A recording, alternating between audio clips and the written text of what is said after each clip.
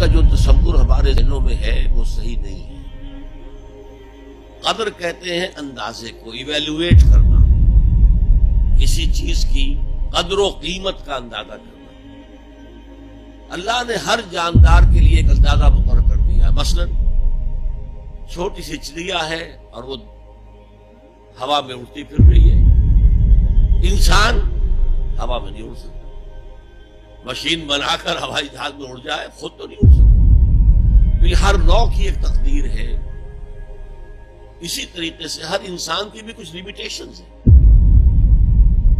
ہر انسان کو دو چیزیں ملتی ہیں جس میں اس کا کوئی دخل نہیں۔ اسے والدین کی طرف سے جینز مل رہے ہیں،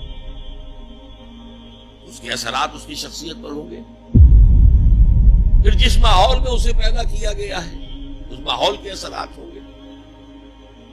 ان دونوں سے مل کر شاکلہ بنتا ہے۔ قرآن مجید نے شاکلہ کہا ہے۔ شاکلہ کہتے ہیں پیٹرن کو۔ آپ نے لوہے سے کوئی چیز ڈھالنی ہے تو پہلے لکڑی کا پاٹرن بناتے ہیں، ہمارے مصری لوگ پاٹرن کہتے ہیں اس کو۔ اسے آپ پیٹرن سمجھیے تاکہ اس میں آپ نے لوہا پگھلا کر ڈالا تو اسی کے مطابق ڈل گیا۔ تو ہر انسان کا ایک پیٹرن ہے جو اس کے جینز سے اور اس کے انوائرمنٹ سے بنا ہے، اور ہر انسان کا محاسبہ اسی اعتبار سے ہوگا۔ اگر کسی کے شاکلہ میں 100% نیکی کا اللہ تعالیٰ نے صلاحیت رکھی تھی اور اس نے 40% کی ہے، وہ مارا گیا۔ جس کے اندر رکھی 50% تھی، اس نے 40% کر لیا، کامیاب ہو جائے گا۔ لا یکلف اللہ نفسا الا وسعها۔ Every individual will be judged according to what was given to him by Allah subhanahu wa ta'ala۔ لیکن تقدیر کا مطلب یہ نہیں ہے that we are bound to do something. No. There is no predestination. It's only pre-knowledge. اللہ نے مجھے اختیار دیا، چاہے یہ کرو چاہے وہ کرو، اما شاکرا و اما کفورا، فمن شاء فلیؤمن ومن شاء فلیکفر۔ جو چاہے ایمان لائے، جو چاہے کفر کا اختیار کر لے۔ لیکن اللہ کو معلوم ہے کہ تم کیا کرو گے۔ یہ پری نالج ہے اللہ کا، پری ڈیسٹینیشن نہیں۔ اللہ نے مجبور نہیں کیا۔ ہاں، وہ لمیٹیشن جو آپ کی شخصیت کے اندر ہے وہ اپنی جگہ ہے، لیکن نیکی اور بدی، خیر اور شر، حق و باطل کا چوائس آپ کو دیا ہے۔ اما شاکرا و اما کفورا، اور فمن شاء فلیؤمن ومن شاء فلیکفر۔ This free will is with you and you will be adjudged on the basis of this free will۔ البتہ کتنی نیکی تم کر سکتے تھے اتنی کر لی، کامیاب، چاہے وہ مقدار میں کم ہو۔ اب جب غزوہ تبوک کے موقع پر حضور نے مسلمانوں سے کہا یہ جیش الاسرہ ہے، ساز و سامان چاہیے، اب لاؤ پیسے پیش کرو، حضرت ابوبکر نے اپنا سارا اثاثہ لا کر رکھ دیا۔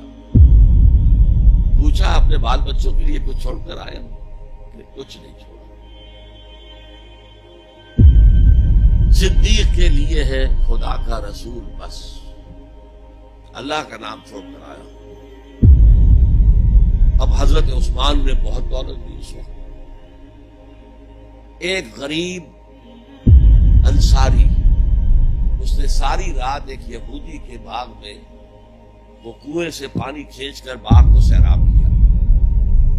صبح کو اسے کچھ کھجوریں مل گئی اجرت کے طور پر۔ اس نے آدھی لا کر اپنے بال بچوں کو دے دی، گھر کا نفقہ، نان نفقہ شام تک کے لیے، آدھی حضور کے سامنے لا کر رکھ دی۔ جو منافقین موجود تھے انہوں نے تمسخر اڑایا، ہاں جی ہاں، بغیر ان کھجوروں کے تو یہ لشکر جا ہی نہیں سکتا، یہ تو بہت۔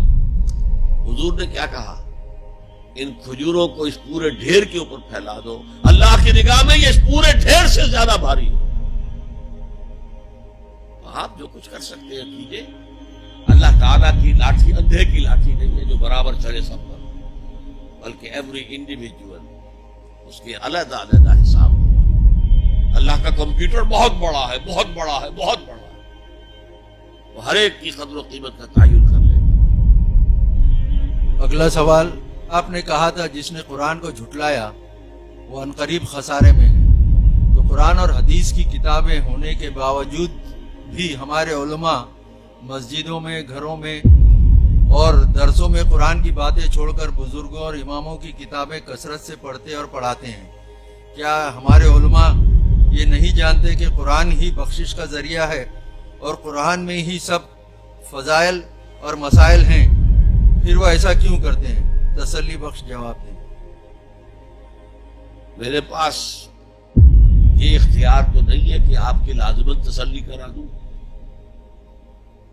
البتہ میں عرض کرتا ہوں علماء کرام کو برا بھلا کہنے کی بجائے اپنے گریبانوں میں جھانکیے۔ آپ خود کیوں نہیں پڑھتے دین کو؟ آپ نے ڈاکٹری پڑھی، آپ نے انجینئرنگ پڑھی، آپ نے MBA کیا، آپ نے کمپیوٹر سائنس کے اندر MSc کیا، آپ کیوں نہیں پڑھتے؟ آپ نے یہ مولوی پروفیشن کریٹ کیوں کیا ہے؟ اسلام میں کوئی مولوی پروفیشن نہیں ہے۔ اسلام میں نہ پاپائیت ہے نہ برہمنیت ہے۔ ہر مسلمان کو اس قابل ہونا چاہیے کہ نماز پڑھائے، ہر مسلمان کو اس قابل ہونا چاہیے اپنی بیٹی کا نکاح خود پڑھائے، ہر مسلمان کو اس قابل ہونا چاہیے کہ اپنے باپ کا جنازہ خود پڑھائے۔ جو دعا اس کے دل کی گہرائی سے نکلے گی وہ کسی عالم دین کے دل سے نکل سکتی ہے۔ تو اصل میں ہم نے اختیار کیا دنیاوی تعلیم، جس میں پیسہ ہے، جس میں عزت ہے، جس میں گلیمر ہے، جس میں اونچے کیریئر ہیں، اور ہم نے باقی کام چھوڑ دیا ہے علماء کے، تو پھر ان پر تنقید کرتے ہیں۔